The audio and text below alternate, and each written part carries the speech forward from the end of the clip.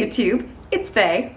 And for today's video, I'm going to talk about book club. If you missed it during our Friday live stream, Danny and I decided that we were going to start an automotive book club. And you know what? This may be a total flop and no one will read the books and no one's interested. That may happen, but we're going to try it out anyways. So here's hoping. So to get you excited about it and to like get you interested in it, I taped this really funny interview with Danny. I mean, no, it's not really an interview. We were just talking way back when Danny was first telling me about the series of books that we have chosen one from. And so I just want to play that for you guys so you can just understand why I think that this is a great way to, if you haven't read a book in a while, which honestly, aside from service manuals and study books, I have not read a book in a while. So I'm really looking forward to this.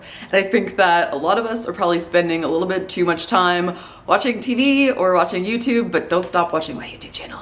You can keep on watching that. It's like the only one, but and so I think that this is a time when we all kind of have probably more downtime than we're used to having, and there couldn't be more perfect time. So we're gonna take this pace really slow. It's not gonna be like a typical book club where we're like reading one book a month.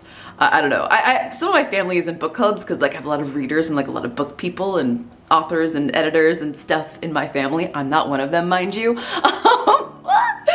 So I know how typical book clubs go, and we're gonna take it really slow because I think that there's also a lot of gold in these books that I would like to spend some time discussing and see what you guys think about all this. There's a lot of history, there's a lot of Americana, there is a lot of automotive knowledge. I'm so excited for these books. So anyways, without any further hesitation, let's just hop right into what Danny has to say about the book that we chose. It's unpolitically correct now. He didn't care about unpolitically correct. That's what all the guys called each other in the pits. So he wanted you, when you read it, you felt like you were in the pits. Yeah. So when he mentions names and girlfriends and names that people have wives and yet they were at Indy sleeping with the women and they were doing this, it's in the book.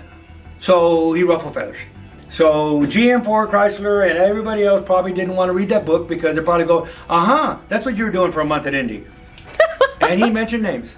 So it's a good read. You can skip over parts if you don't want to, but it's Americana.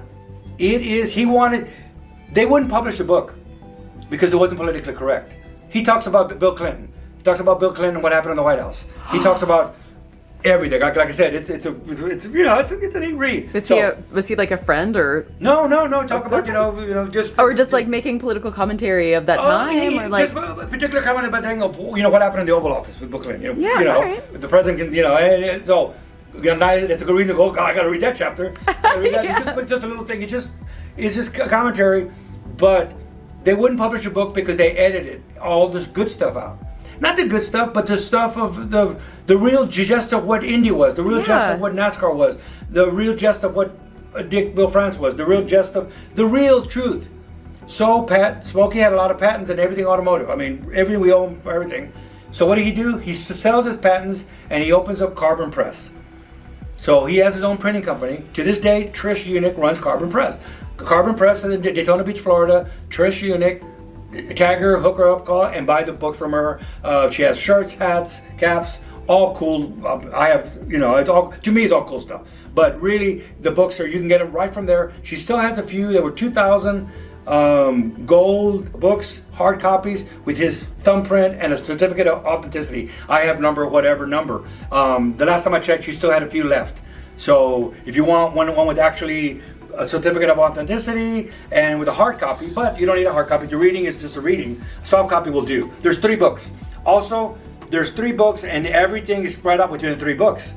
So you read one book and a chapter of one book and you read like, show me my green card, and you're like, well, Smokey, I don't know, you're a racist. He wasn't racist. He's Indy.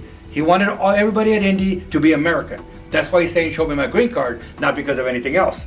But unless you read all the book and you read the gist of what Smokey was coming in, then you realize he wasn't, racist. But if you read how he uses the slang for an Italian person, you'd say, well, no, because you have to read it in context in the chapter of the IndyCar.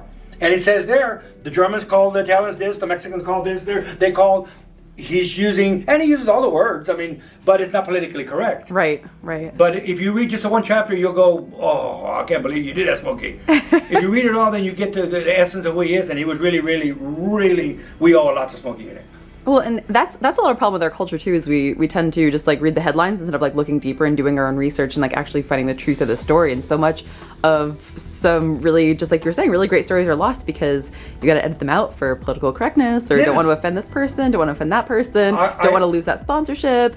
So that sounds like a really. I always use the example of kicking a puppy. Everybody loves puppies. If anybody kicked a puppy, you'd be done with them, right? I mean, somebody kicked a puppy. So now here we have a guy, to make up a name, Bill Jones, and Bill Jones is telling a story of how this happened, and man, that guy almost kicked a puppy. And all they recorded was kick the puppy. And then all over the headlines, like you say, Bill Jones kicked a puppy. Did that come out of his mouth? Yes. He was referring to nobody would kick a puppy, but they get rid of the nobody. And they'd go, Bill Jones said, kick a puppy. That's why I use the kick a puppy thing in politics and everything else. They say words that are going to offend you and are going to make you angry. The thing about it is, it's out of context. You know what I mean? You got to learn. If it offends you, take the time to go read about it and go read the full thing and go, well, that's out of context. So if you're going to get involved and read the whole chapter, read the whole thing, don't just take the headline. But people want to just Facebook the headlines, and but anyway, we'll get into that. But so Smokey was very, he ruffled feathers, but he helped Chevrolet. You know, he helped Chevrolet go into NASCAR, and he helped Ford get into NASCAR. He did Fords. He did Chryslers. He did everybody. Pontiac. Anybody who wanted to set the pole or win a race, they called Smokey. Like I said, when Buick had the most screwed up motor, the Oddfire V6, they sent those motors to Smokey for him to fix. He redesigned the head, he redesigned the block, and he made it an even fire. He threw the rods over to the side. If you notice, a Buick V6 does not have the connecting rods 2 on one journal. They're moved off to make it even fire so it doesn't shake. It became so awesome, it became the Grand National Buick. So, but Buick had already had that car already out and showing it off in Detroit, and the engine was junk. So now what did they do? Please, Smokey, they begged him, please. So when everybody needed something, they went to Smokey. All manufacturers went to Smokey Yunick. The DeLorean was going to have a Smokey Yunick motor. Multi-million-dollar contract with John DeLorean for a 3-cylinder hot vapor engine in the DeLorean. There's one car out there, Smokey built it. Somebody, I believe in Texas, has it. I hear El Paso. Everybody find it. There's one car, a DeLorean with a 3-cylinder hot vapor engine in it. So that's what was going to be manufactured. And then what happened? The powers that be popped John DeLorean for cocaine. Now you mentioned John DeLorean, everybody goes, oh, the cocaine dealer. Never did an ounce of cocaine. That's kind of a lot, right? He never, if you ask Smokey Yunick, he said John DeLorean did not do drugs. But he was so passionate to get a car built that he closed his eyes to where the money came from.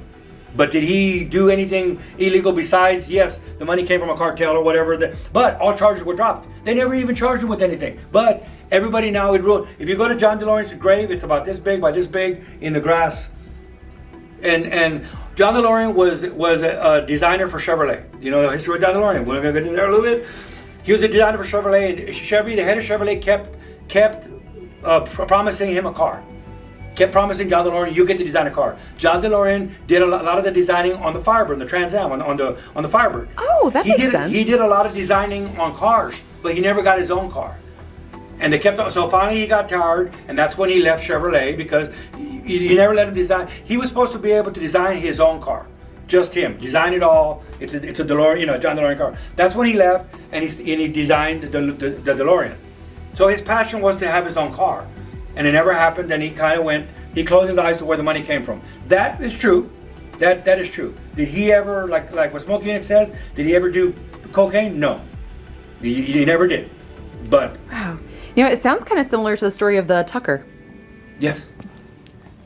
Thank you so much for watching. I hope that you enjoyed this video, and I also hope that you're gonna try Automotive Book Club. I don't know, I think it's gonna be really fun. I really do. So please, if you're interested, I put all the links down in the description for where you can find these books, and we will be meeting again, of course, on Friday for happy hour, and we will, of course, show you the books, talk more about the books, and make sure that you guys have the books, and we will come up with what we will read first. We'll pick a good amount that's, doable for the average person that's like not a reader. So, all right, see you in my next video. Bye.